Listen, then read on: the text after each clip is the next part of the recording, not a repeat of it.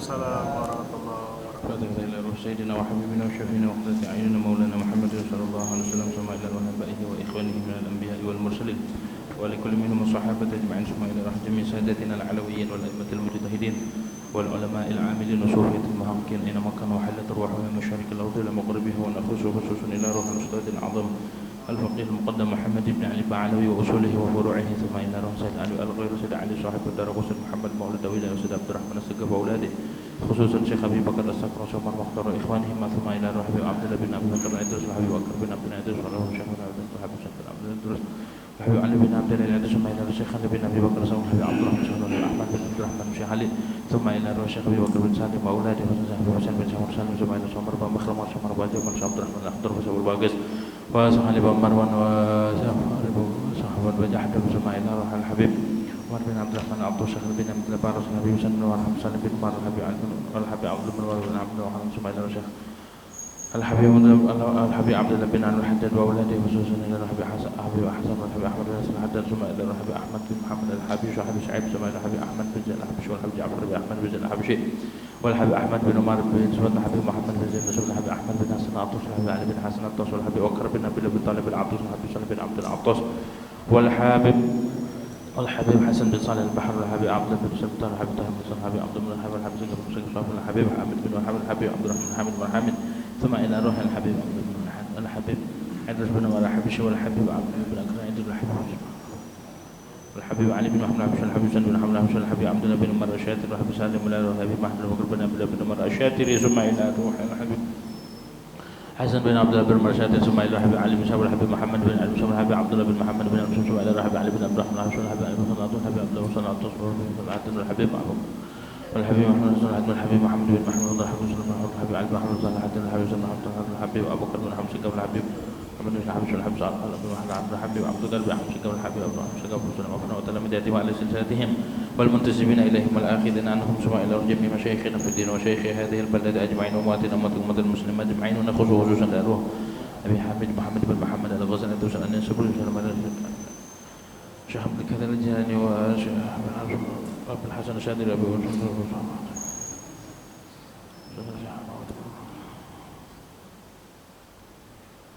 وأمواتنا وأموات المسلمين أجمعين ثم إلى روح جميع ملائكة المقربين وأولياء في الكون أجمعين أن الله من درجات الجنة وعند الوقت وأسرار من وارث معلم في الدين والدنيا والآخرة على هذه النية ولكل نية صالحة وإلى حوضة النبي محمد صلى الله عليه وسلم بسر الفاتحة.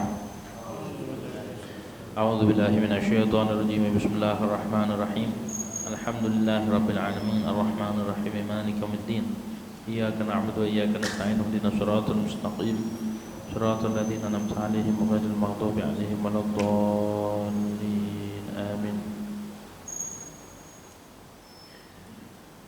بسم الله الرحمن الرحيم الحمد لله رب العالمين والصلاة والسلام على أشرف الأنبياء والمرسلين سيدنا محمد وعلى آله وصحبه أجمعين أما بعد رب اشرح لي صدري ويسر لي أمري واحلل عقدة من لساني يفقهوا قولي رب زدنا علما نافعا وارزقنا فهما ثاقبا اللهم انفعنا بما علمتنا وعلمنا الذي ينفعنا سبحانك لا علم لنا إلا ما علمتنا إنك أنت العليم الحكيم ولا حول ولا قوة إلا بالله العلي العظيم أما بعد. قال المؤلف رحمه الله تعالى ونفعنا به وببركة علومه في الدارين آمين.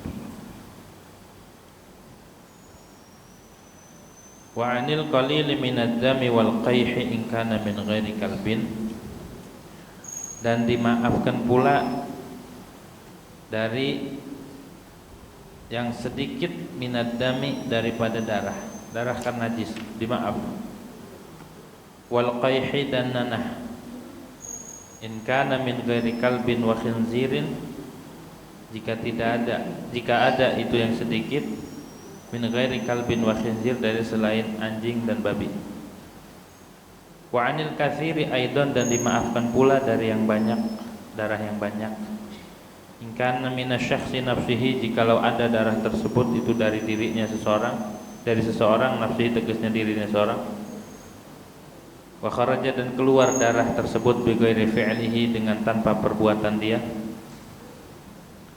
Wala yatanajjasu tahirun nashifu idza asabathu najasatun nashifatun, dan tidak menjadi najis oleh sesuatu yang suci an-nashifu yang menyerap, bila mengenai akan sesuatu yang najis yang menyerap tersebut, yang suci yang menyerap tersebut, apa najasatun nashifatun, oleh satu najis yang menyerap kering.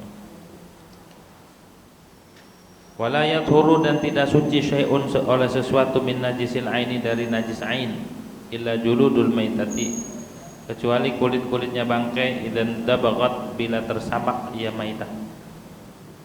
Yang kedua wal khamru, atau wal khamra, dan yang kedua khamar, arak, idan qalabat, bila berbalik berubah ya khamar, khalan, menjadi cuka, binafsnya, dengan sendirinya.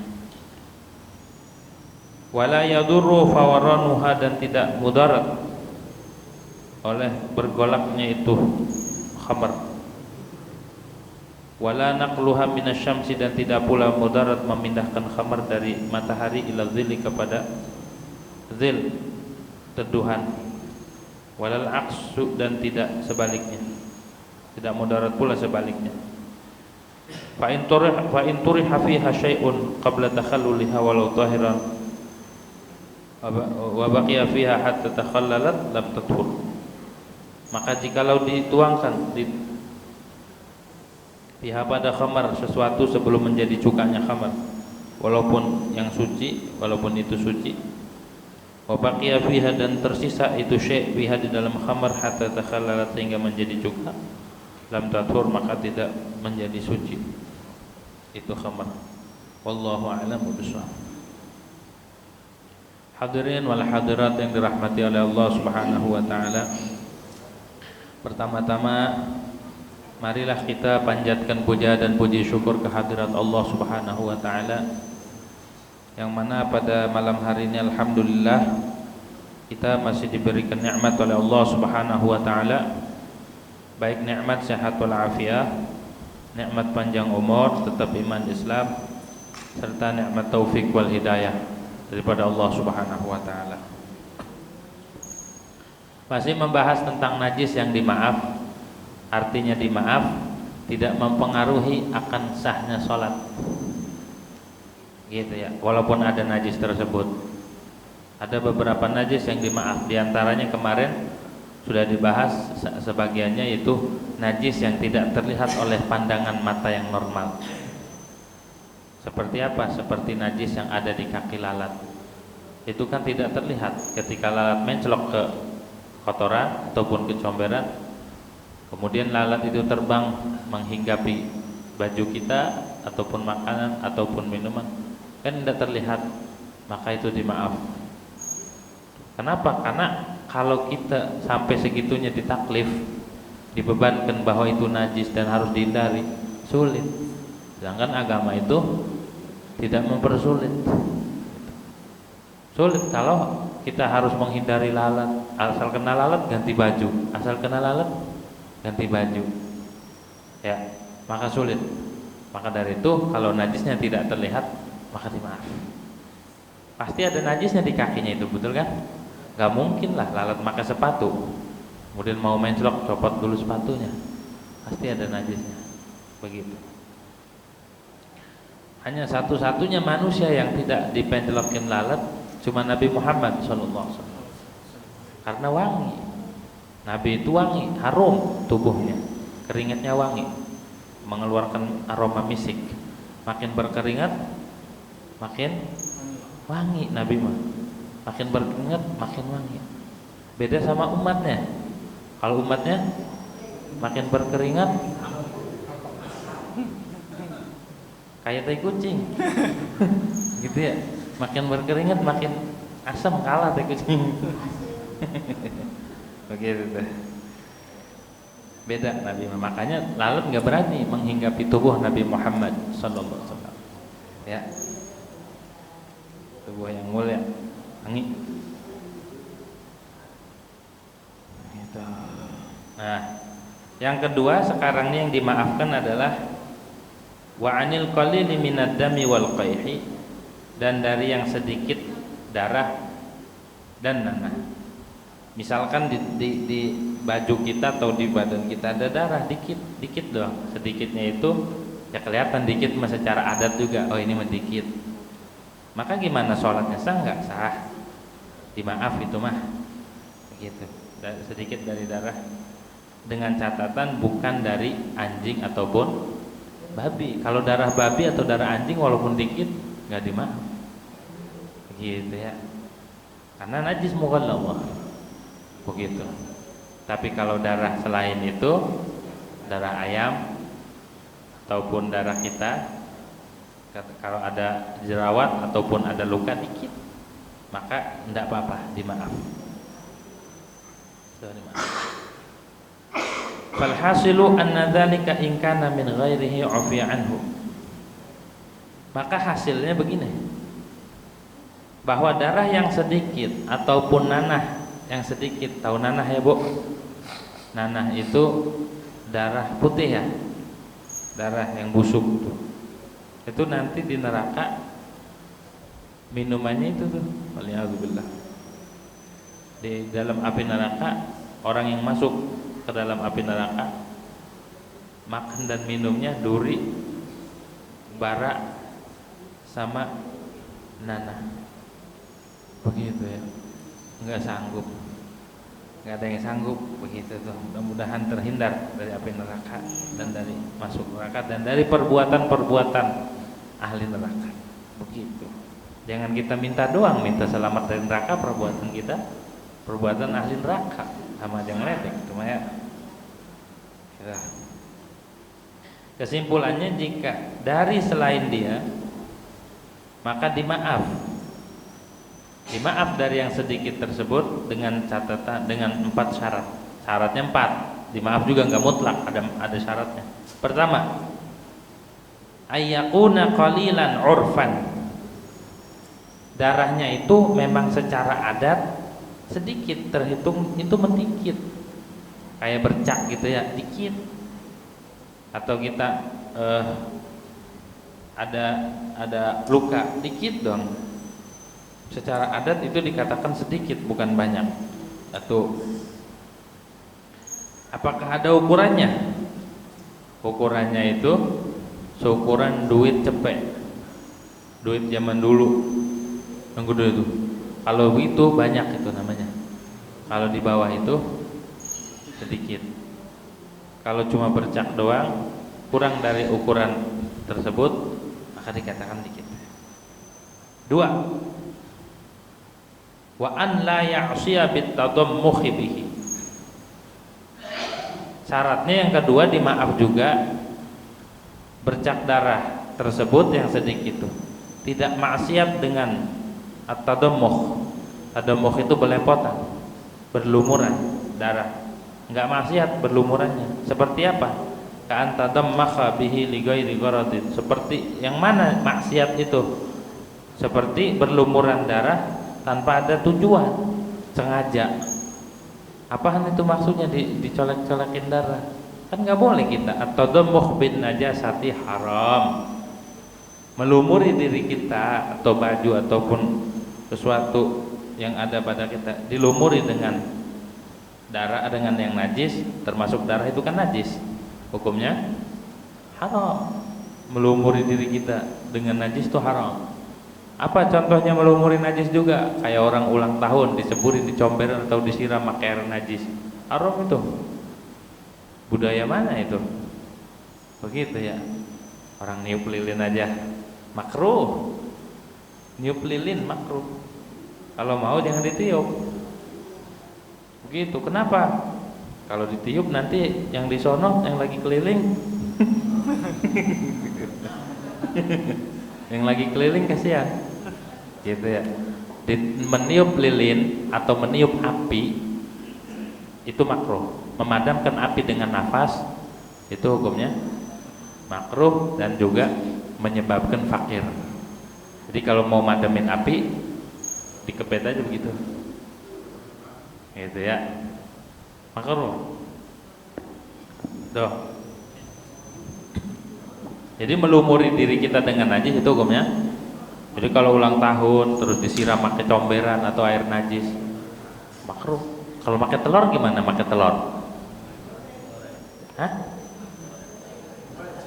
Mubadir itu. Idha'atul mal, haram. Buang-buang harta, haram. Makanan, kan makanan mulia dibuang-buang. Tepung ya kan? Telur, mending buat bolu. Kasih bolunya ke yang ulang tahun. Mending beliin telur sekilo nih, tuh gak usah di dadar, enak begitu tuh ya, daripada diceplokin di kepalanya. Ya, adat mana itu? Agak ada di kita gitu tuh ya. Jadi melumuri badan dengan najis tanpa tujuan itu hukumnya haram dan maksiat. Hukumnya maksiat, disangka mah itu benar, padahal itu maksiat. Gitu. Tiga syaratnya wa an la yakuna min mughallatin. Syaratnya najisnya itu bukan najis mughalladah. Kalau najis mughalladah walaupun dikit itu hukumnya tidak dimaaf. Walaupun dikit harus dibuang, harus dicuci. Kalau darah kita atau darah orang lain dan dikit, maka hukumnya boleh dimaaf, maksudnya enggak apa-apa. Yang keempat syaratnya an la yakhtalita bi ajnabiyyin, tidak bercampur dengan benda lain seperti keringat ataupun air. Kalau kecampur air, misal baju kita basah, ada darah, kecampur sama basahan, maka tidak dimaaf. Begitu ya. Atau kecampur pakai keringat gimana? Keringat kan benda lain selain darah, tidak dimaaf. Ataupun sesuatu yang wa yadkhulu fi dzalika jami'ud dima'i, dan masuk di dalam semua itu seluruh darah.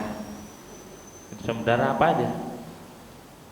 Wala yadurru fi'lul fa'ili fil fasdi wal hajmi, dan tidak mudarat, tidak mengapa perbuatan orang yang melakukan di dalam fasdu. Tahu fasdu ya? Tahu nggak fasdu? Ngebuang darah pakai pisau ya? Ya, pakai pisau disanggerah orang dulu. Nah itu ngebuang kolesterol juga kan? Ataupun dibekam. Itu kan ada darahnya tuh. Bagaimana itu? Dimaaf. Kenapa? Li'annahu lihajatin, karena ada hajat. Paham ya? Jadi 4 syarat. Darah sedikit itu dimaaf, tidak mudarat. Ini selain di air. Kalau di air mau dikit mau banyak itu enggak dimaaf. Dimaaf dengan catatan tadi tuh. Pertama sedikit, kedua tidak maksiat dengan berlumuran darah tersebut, ketiga tidak bercampur dengan benda lain, yang keempat ketiga bukan najis mughalladah, keempat tidak bercampur dengan benda lain. Paham tuh ya? Kemudian yang kedua wa anil katsiri, dan dimaafkan dari darah yang banyak. Haidon, darah yang banyak itu lebih dari yang tadi itu. Dimaaf pula, tapi catatannya in kana minasyakhsi nafsihi, kalau darah tersebut dari diri dia. Kalau darah dia misalnya ada bisul, ada bisulnya diketek lagi, kan mau sholat susah ya. Bagaimana bisul diketek, diketiak, dikempit, susah. Terus begini capek, akhirnya betus, dus. Ada darahnya enggak? Ada. Kalau darahnya itu dari diri sendiri, walaupun banyak, dimaafkan. In kana minasyakhsi nafsi wa kharaja bi ghairi fi'lihi, dan dengan catatan keluarnya darah bukan perbuatan dia, enggak disengaja. Kalau disengaja dibetusin, dipencet-pencet sampai muncrat, itu mah tidak dimaaf. Dengan catatan darah tersebut keluar dengan sendiri, bukan hasil perbuatan dia. Fal hasilu, maka hasilnya annan najasata, bahwa najis kadami seperti darah dan selainnya. In kanat min nafsihi, jikalau ada najis itu dari dirinya, seperti nanah, orang kan ada jerawatnya misalkan, atau ada bisul, ataupun ada beruntusan ya di muka atau di mana aja, dipencet dari dirinya. In kanat min nafsi wa kanat qalilatan urfan, dan sedikit secara adat, maka dimaaf itu mah. Dimaaf dengan catatan alla takhtalita bi ajnabiyyin, tidak bercampur dengan benda lain. Darah ataupun nanah yang dari diri kita itu dimaaf dengan catatan tidak bercampur dengan benda lain. Kalau dikit, kalau banyak, fa in kanat katsiratan urfan ufiya anha bi syurutin arba'atin, maka jikalau darah atau najis tersebut itu banyak secara adat, ufiya maka dimaaf darinya bi syurutin arba'atin dengan syarat yang 4. Apa itu? Satu, an la takuna bi fi'li fa'ilin, tidak ada najis tersebut itu keluar dengan perbuatan seseorang. Kalau disengaja, dipencet, pokoknya disengaja aja, maka tidak dimaaf. Kalau banyak mah, kalau dikit enggak. 2, syaratnya wa an la takhtalita bi ajnabiyyin, dan tidak tercampur dengan sesuatu yang lain, murni darah doang. 3, wa an la tujawiza mahallaha, tidak melewati tempatnya najis tersebut. Kalau najisnya di tangan, maka tidak melewati darahnya, berarti nggak ngalir kan. Kalau darahnya ngalir berceceran kemana-mana, ya nggak dimaaf itu mah. Dengan catatan dimaaf juga kalau darahnya di situ aja, nggak melewati tempat najis tersebut. Apa mahal itu? Wa huwa ma yaglibu ilaihi sayalanu, sesuatu yang biasa padanya asayalan mengalir minal badan, dari badan. Maksudnya mahal itu tempat yang biasanya darah ngalir kemana, ke situ. Oh, itu mah udah tempatnya. Kalau melewati tempat tersebut, maksudnya begini, pindah, lukanya di sini, darahnya kemari-mari, nah, ini nggak dimaaf karena melewati tempatnya. Kalau di sini ngalir ya bang, biasa ngalir di sini, ini nggak jadi masalah. Begitu tuh. Kayak orang dulu kan sambil perang sambil sholat, pasti orang perang ada lukanya. Kalau seandainya lukanya itu menyebabkan sholatnya nggak sah gimana? Oh, dimaaf. Begitu tuh yang darahnya ngucur terus. Begitu tuh sahabat-sahabat tuh, Sayyidina Ali kena panah tapi tetap sholat. Nah sekarang nggak kena apa-apa, agak sholat. Begitu orang dulu kena panah, kena ini, tetap sholat, nggak pernah ditinggal. Wa ma yuqabiluhu min ats-tsaubi, dan apa yang menghadapi dia, menghadapi sesuatu yang menghadapi akannya min ats-tsaubi, daripada baju. Itu namanya tempat dia. Kalau misalkan di tangan, baju di sini, darahnya nempel pasti di baju kan. Kalau di sini itu nggak apa-apa. Tapi kalau dia kemana-mana ke tempat yang lain, maka itu tidak dimaaf. Wa anna tantaqila minal mahalli alladhi istaqarrat fihi inda khurujiha, dan najis tersebut tidak berpindah dari tempat yang tetap najis itu di tempat tersebut ketika keluar. Darahnya nggak keluar kemana-mana di situ. Jadi ada berapa tempat? Kalau darah banyak itu dimaaf. 1, bukan dengan perbuatan dia, tidak bercampur dengan benda lain, tidak melewati tempatnya, dan juga tidak berpindah dari tempat yang dimana najis tersebut ada ketika keluar. Kalau pindah, maka tidak dimaaf. Begitu hal yang terkait dengan darah, karena darah itu najis. Sekarang timbul pertanyaan, bagaimana kalau orang diinfus? Infus ada darahnya enggak yang kena jarumnya itu? Hah? Ada ya? Kalau waktu sholat kan nggak boleh bawa najis, sedangkan orang diinfus itunya dibawa-bawa, nempel dengan najis, nggak sah sholatnya. Kalau nggak sholat dosa, sholat nggak sah. Apakah harus dicopot? Lihat dulu kata dokter yang ahli, kalau dicopot ini bahaya, nanti bisa kenapa-napa, maka sholat dan nanti qadha. Ya, tapi kalau dicopot bisa copot, karena kalau tidak mudarat bisa dicopot dia sholat bawa najis nggak sah. Nggak sah sholatnya, kan bawa najis ya, kan nyambung dengan najis nih, isi jarumnya itu nusuk ke dalam dan nyambung dengan najis. Oke, bagaimana caranya? Ya gitu tadi. Kalau seandainya nggak mengapa, dicopot dulu mau sholat aja, copot dulu. Tapi kalau seandainya dicopot bahaya ke diri kita hingga menimbulkan sesuatu yang menakutkan, maka sholat itu infusannya gimana? Nggak biarin, sholatnya nanti diulang karena ada najis, gitu ya. Kalau makanya dan najisnya ini nggak disengaja dan emang mau nggak mau, begitu ya. Karena membawa sesuatu yang najis, pasti nggak ada darahnya itu kan, Nempel dengan darah nggak? Jarum infusan? Hah? Emang nempel ya? Disalurin ke pembuluh darah? Gitu tuh. Hah? Kalau sholat dicopot bahaya nggak? Kalau lagi di rumah sakit? Boro-boro sekarang mah ya, boro-boro mikirin sholat. Gitu tuh.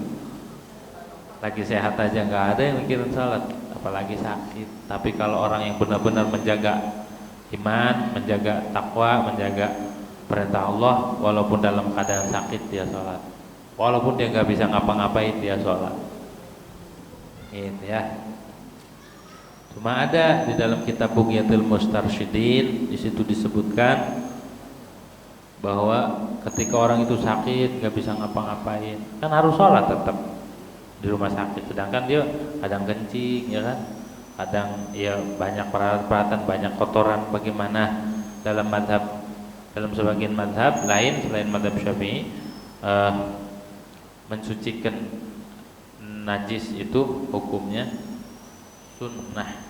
Tapi harus diteliti dulu di kitabnya, di kitab merekanya. Tapi disebutkan itu sama Al-Habib Abdurrahman bin Muhammad Al-Masyhur, pengarang kitab Bughiyah, di bab sholatnya orang yang sakit. Karena tetap walaupun sakit harus sholat, walaupun kita sakit parah harus sholat tetap. Saking pentingnya ibadah sholat itu. Ya. Udah kelar nih masalah darah yang sedikit dan banyak. Masalah lagi, wala yatanajjasu tahirun nashihu idza asabathu najasatun, dan tidak menjadi najis sesuatu yang suci nashifu yang menyerap. Apa contohnya? Pasir ataupun pisau yang lagi ditempa tuh, ya kan nyerap tuh. Ataupun wadah yang terbuat dari tanah, nyerap enggak? Nyerap kalau nggak dipoles. Gitu. Hukumnya itu la yatanajjasu idza asabathu najasatun nasyifah, bila terkena najis yang kering yang udah nyerap, tidak menjadi najis. Begitu. Contoh tanah orang kencing di situ, habis itu kencingnya hilang, nyerap. Maka bagaimana? Kalau nyerap maka tidak menjadi mutanajis.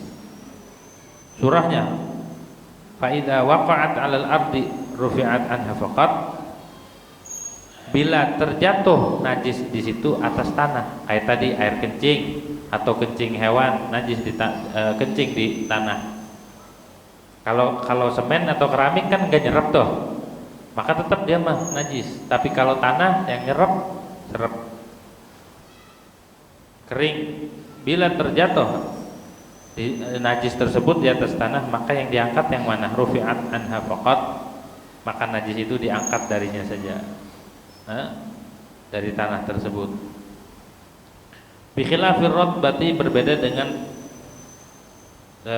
yang basah. Kalau najisnya basah, misalkan tanah kena najis, angkat najisnya, dan tanah tersebut tidak mutanajis kecuali basah. Kalau basah ini kencing, bikhilafir ratbah, kecuali kencing basah dan masih basah di situ, bikhilafir ratbah fala budda min rafi' anha, maka mesti tidak mengangkat najis yang basah dari tanah tersebut. Wasubba ma'un ya'ummuha, dan dituangkan air yang meratain itu najis. Kayak zaman dulu ada sahabat, ada orang Baduy datang ke Masjid Nabawi lagi ngaji. Sahabat-sahabat lagi ngaji, tahu-tahu ada orang Baduy. Orang Baduy itu orang pedesaan, orang kampung, orang pelosok, orang pegunungan yang tinggalnya di hutan. Datang ke Rasulullah SAW. Yang namanya orang kampung, kagak ada pendidikan, nggak dididik ada, kencing di masjid di hadapan sahabat, kencing, were gitu ya. Akhirnya diomelin, mau ditonjok sama sahabat yang lain. Ini kagak punya adab, di masjid kencing. Sama Nabi nggak diomelin, malah akhlaknya Nabi tuh, akhlaknya Nabi. Biarin, kata Nabi, jangan dilarang. Bukan berarti Nabi ngebiarin kencing di masjid, bukan. Karena ini kagak tahu hukumnya, biarin sampai dia tuntas. Udah tuntas, ambil air, tinggal disiram aja, dituangin di situ. udah kering tuangin, udah beres. Sahabat dididik nggak boleh marah dulu, kecuali yang kencing ente pada. Ini hukum sebelum tahu bahwa kencing di masjid itu tidak boleh. Kalau udah tahu nggak boleh. Kayak kita udah tahu hukumnya nggak boleh kencing di masjid dikencingin, haram, bisa murtad orang ngencingin masjid, kotorin. Jangankan kita ngencingin masjid, kita buang upil di masjid, kalau kita sengaja itu bisa murtad. Ngupil, tahu ngupil kan? Kumpulin aja barang-barang, kumpulin semua, begitu tuh ya. Jangan dibuang di masjid, kumpulin gitu. Dikumpulin gitu ya, dibuang, jangan ngupil di masjid. Ini masjid penuh upil mulu gitu ya, jangan. Silakan, kotoran apapun tidak boleh. Tuh, masjid mau kudu dijaga, rumah Allah kudu steril gitu ya. Nah, jadi ketika sahabat dididik oleh Rasulullah SAW harus bersikap kepada orang yang nggak tahu tuh harus lemah lembut. Yang namanya kagak tahu, kalau tahu mungkin dia nggak bakal kencing di masjid. Di situ diambil hukum bahwa kencing di masjid suatu mudarat, satu keburukan, suatu hal negatif. Dan kalau ditahan negatif juga. Andai kata jangan kencing, tahan, jadi penyakit nggak? Jadi penyakit. Nabi itu memelihara apa? Memelihara kerusakan yang lebih ringan. Jadi bila kumpul, makanya ada kaidah mengatakan idza tama'atil mafsadatani ru'ya hamuhuma mafsadatan atau akhafuhuma mafsadatan. Bila kumpul dua mafsadat, dua kerusakan, kencing di masjid satu kerusakan, juga nahan kencing penyakit juga, timbul dua sesuatu yang negatif, maka yang dijaga yang lebih ringan apa? Menjaga dari penyakit. Kalau kencing itu bisa disiram, bisa dibersihin. Kalau dia Nabi itu akhlaknya tuh. Dari situ timbul hukum, dari situ juga timbul akhlak. Begitu tuh ya, daripada Nabi Muhammad SAW. Betapa Nabi itu sabar ngadepin orang-orang kayak gitu. Begitu. Sabar akhlaknya Rasulullah SAW.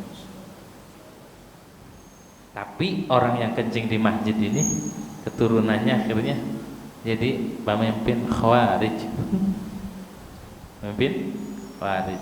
Begitu tuh ya.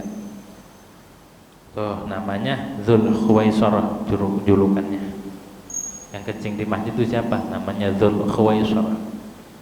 Yang kencing di masjid yang hadis ada. Nah, jadi kalau seandainya ada orang kencing ataupun ada najis terjatuh di tanah yang nyerep, kalau najisnya itu basah, maka diangkat najisnya, disiram. Tapi kalau najisnya kering, angkat najisnya aja dan tanahnya tidak menjadi najis karena ada nyerep.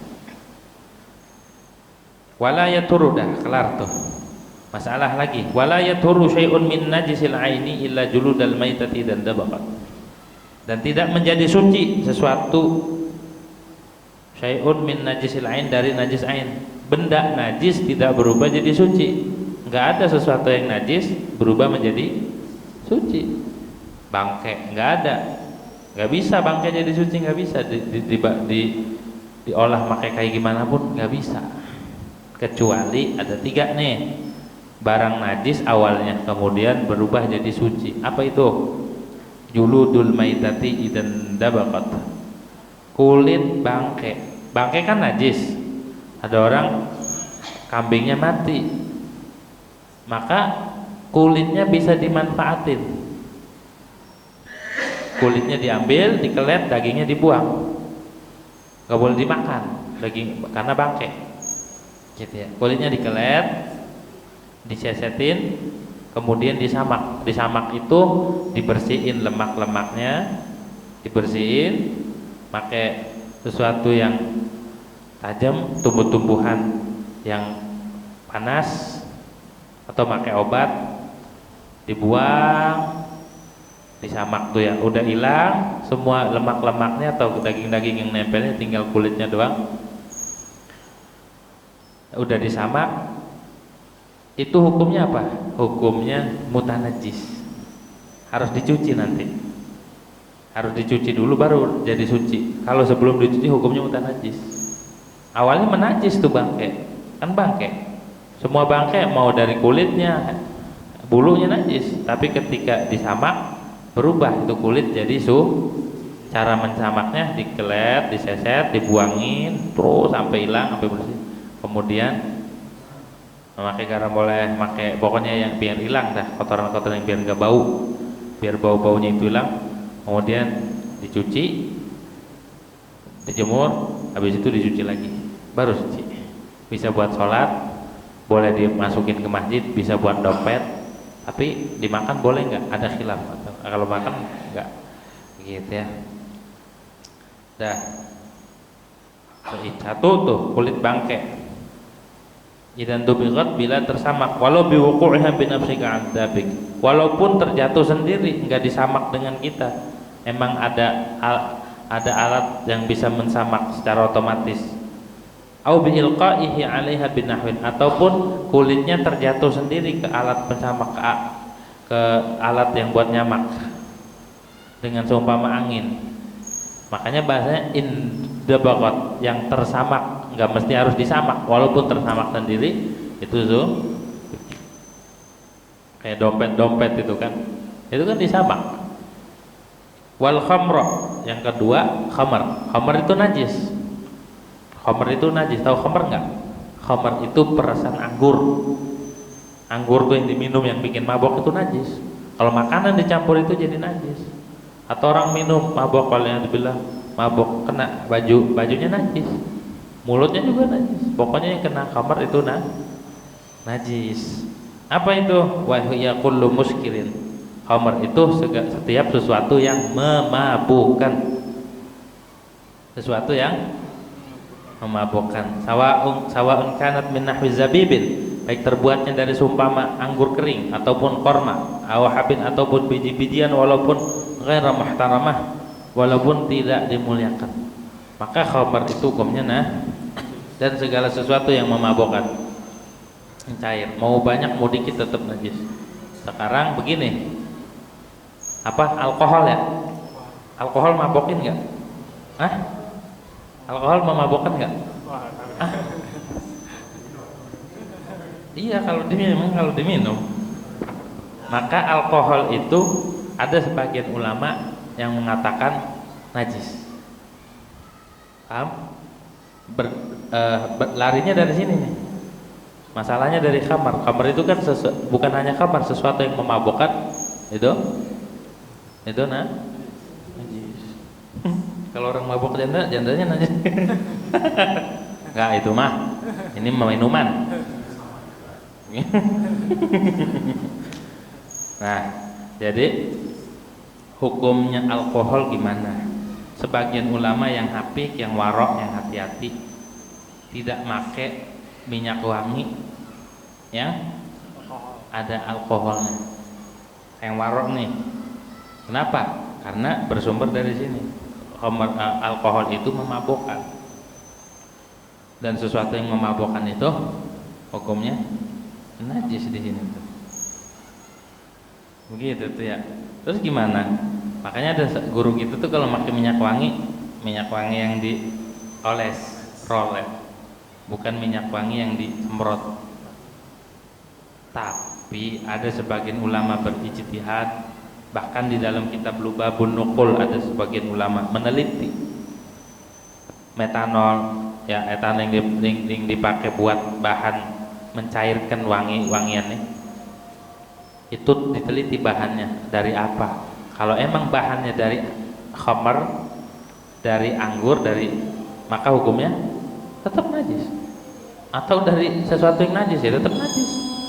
Tapi kalau bahan dasarnya itu suci, menurut ulama di dalam kitab Lubabun Nuqul, maka hukumnya sebagian ulama yang meneliti tentang hal ini mengatakan tidak apa-apa.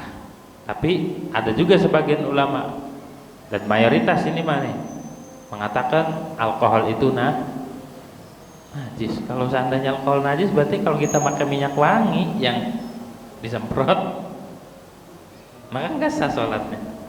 Baju kita mutanajis. Tapi ada ulama yang membela ya, diantaranya Muallim Syafi'i Hazami almarhum yang memfatwakan bahwa alkohol yang dipakai buat minyak wangi itu hukumnya tidak najis. Ada khilaf pokoknya. Tapi bagaimana biar kita selamat ya, kalau kita pengen warok pakai yang roll, yang dioles gitu ya, pakai yang dioles. Tapi kalau yang udah terlanjur, ada ulama yang membela ya. Allahu Akbar, Allahu Akbar.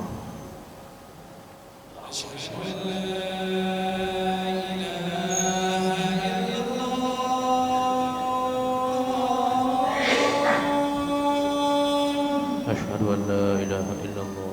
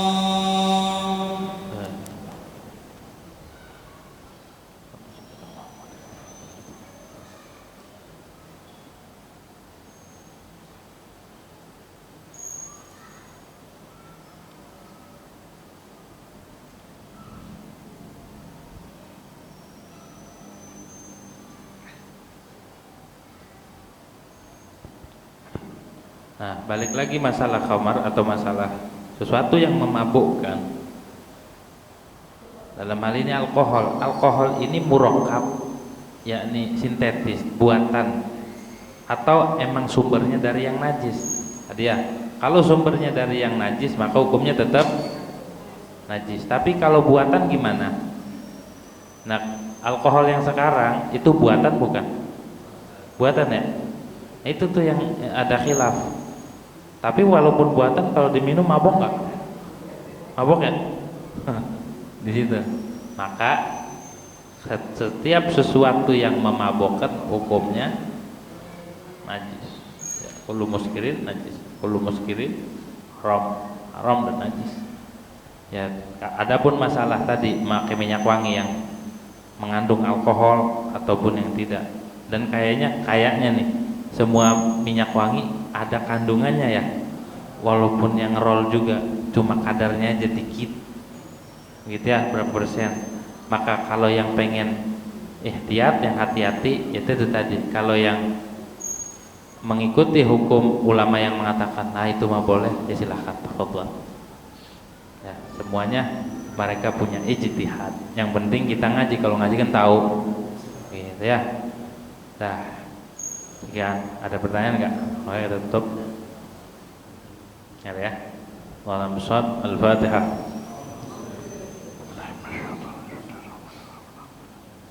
Ar-Rahmanir Rahim. Maliki مالك يوم الدين إياك نعبد وإياك نستعين غير المغضوب عليهم ولا الضالين. بسم الله الرحمن الرحيم الحمد لله رب العالمين حمدا يوافي ويكافئ مجيد يا ربنا لك الحمد كما ينبغي لجلال وجهك الكريم وعظيم سلطانك. اللهم صل على سيدنا محمد وعلى ال سيدنا محمد. اللهم اغفر لنا من خشيتك ما تحول به بيننا وبين معاصيك ومن طاعتك ما تبلغنا به جنتك ومن اليقين ما تهون به علينا مصائب الدنيا ومتعنا اللهم بأسمائنا وأبصارنا وقوتنا أبدا ما أحييتنا واجعله الوارث منا واجعل ثأرنا على من ظلمنا وانصرنا على من عادنا ولا تجعل مصيبتنا في ديننا ولا تجعل الدنيا أكبر همنا ولا مبلغ علمنا ولا غاية رغبتنا ولا تسلط علينا بذنوبنا من لا يخافك ولا يرحمنا. اللهم اسلك موجبات رحمتك وعزائم مغفرتك والسلامة من كل إثم والغنيمة من كل بر والفوز بالجنة والنجاة من النار. ربنا لا تدع لنا ذنبا إلا غفرته ولا هما إلا فرجته ولا كربا إلا نفسته ولا عدوا إلا أهلكته ولا حبيبا إلا عبدته ولا غائبا إلا أرادته ولا مريدا إلا شفيته ولا حاجة من حوائج الدنيا والآخرة هي لك رضواننا فيها صلح إلا قضيتها ورزقت وسلنا لأرواحنا أرواحنا رحمنا اللهم اسقنا غيثا مغيثا هنيئا مريئا مريئا طبقا مجلا عما دائما برحمتك يا أرحم الراحمين. وصلى على سيدنا محمد وعلى آله وصحبه الحمد لله رب العالمين.